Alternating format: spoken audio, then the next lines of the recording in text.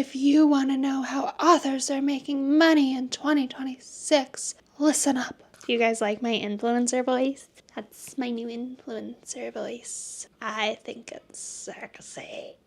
But seriously, if you're an author and you want to make real money in 2026, like, you don't want to just like, I don't know, I'm so happy I sold a copy of my book. I didn't just want, like, I just wanted a printout copy, so I paid a vanity publisher $8,000 to send me 5 copies of my book that I was required to purchase from them, with my own money on top of that. Side note, if a publisher is like, yay, we accepted your manuscript, give us $5,000, or like literally any money, they're a vanity publisher, they're not a real publisher, don't fall for it, it's a huge scam. But if you're not just publishing in order to say that you have a book published or to say that you wrote a book, here's what you actually want to do. The first thing is you want to listen to me because I'm Kate. Oh, you need more information from that? Okay, I have published 30 books. I make a full-time living from my books, and I've helped over 3,000 authors in a very verifiable way go viral using social media and sell more books. Also, I've probably helped like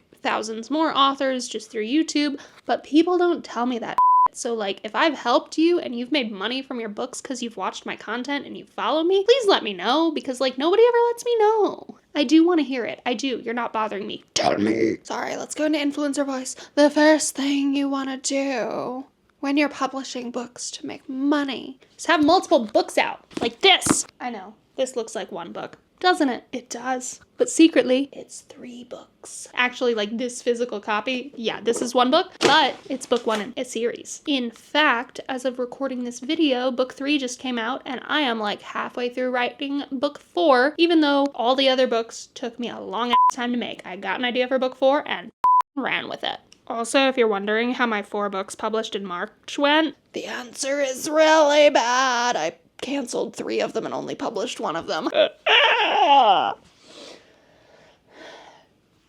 It was strategic. It was strategic. Basically, I decided I'm just gonna finish this series before I start any new series, before I try to finish any other series, before I get any other books out other than the stuff that my agent is begging me for. If you're my agent watching this, I'm so sorry. I love you. Mwah, mwah, mwah. But having multiple books out, having a series out, makes you more money, because if it's a book in a series, people are gonna be like, oh look, there's another book, and you can put a preview chapter to the next book at the end of the last book. So like, book 1, preview for book 2.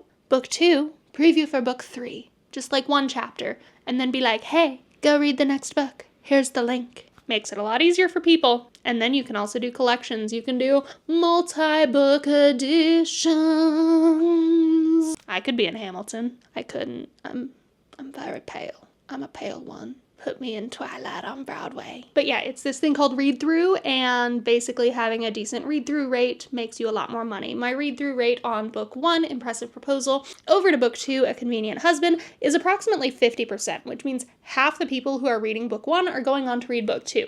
That's an incredible read-through rate, because a lot of people's read-through, and a lot of my previous series read-through, was like 20 to 30% from book 1 to book 2, so 50% is really good. And the way that I track that is I literally be like, all right, book 1 made this much money, book 2 made half as much money on a month in which it did not come out. That's just how I determine my read-through. It's kind of the only way I track it. I could be wrong. People could be reading it independently, because another thing about the multiple books I write is I write books with separate characters. Like, book 1 is about one couple. Book 2 is about a different couple. You don't have to do this. Dungeon Crawler Carl doesn't do this. All the books are about Carl. But multiple books in a series make you more likely to make money. It's called a strategy. Sorry, a strategy. I'm trying for more broad sex appeal sort of thing when it comes to my YouTube, so if you find this extraordinarily sexy, please don't tell me. I don't want to hear about it.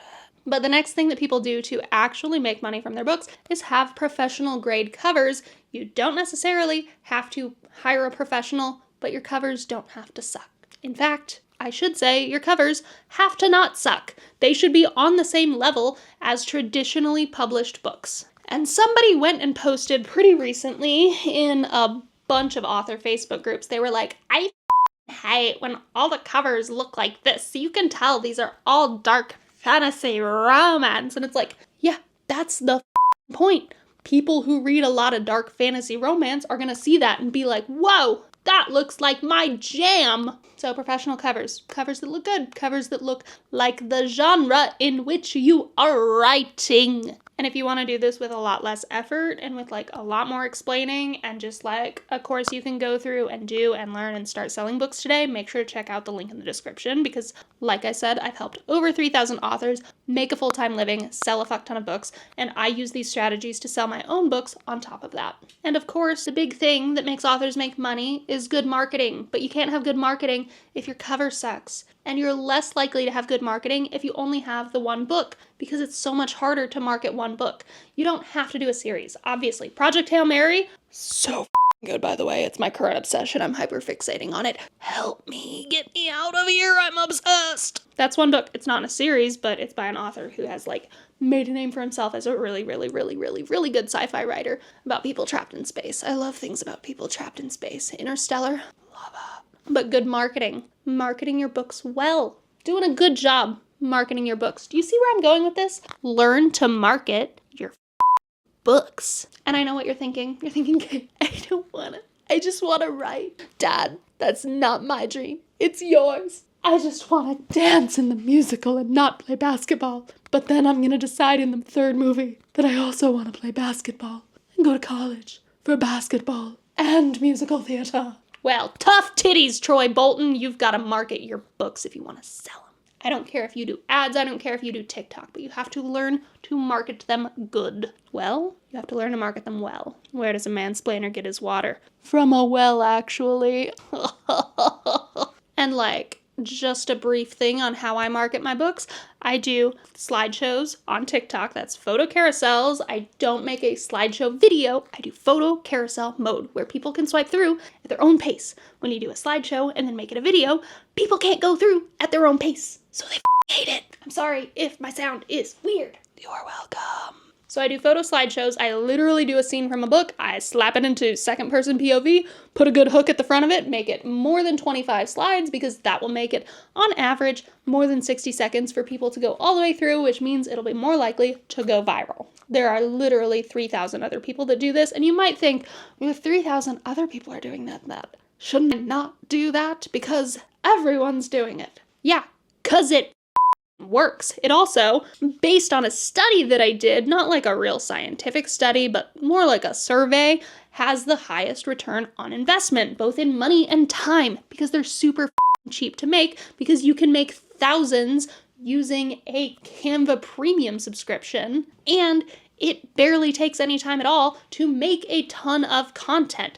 I spend one day every few weeks doing my marketing, and it's a few hours because I do a ton. I do 8 accounts and 4 posts a day on those accounts, but I also make a metric ton of money doing that. And there are people who do one account and hit the top 100 on Amazon because they use my strategy, but they're better at writing scripts than me. That has happened so many times. My book should go in the top 100 on Amazon because I came up with this idea and I perfected that idea and I do it real good, but it's fine. I digress. I don't have imposter syndrome about how my books are, despite the fact that they don't have very good ratings and the fact that I always get a bad rating as the first rating on my book. It's fine. It's fine. Yeah. So if you found this video helpful and you want to learn what aspects of a book make it sell well, make sure to check out this video.